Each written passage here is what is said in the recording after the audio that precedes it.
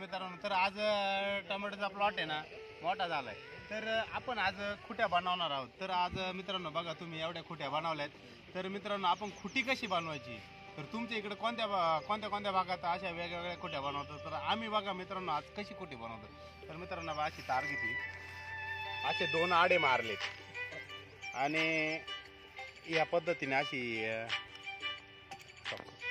मित्रांनो 2 आडे मारल्यानंतर अशा पकडीने एक पिळा द्यायचा। पिळा दिल्यानंतर एक अशी खालून एक आडा घ्यायचा, खालून एक आडा घेतला ना,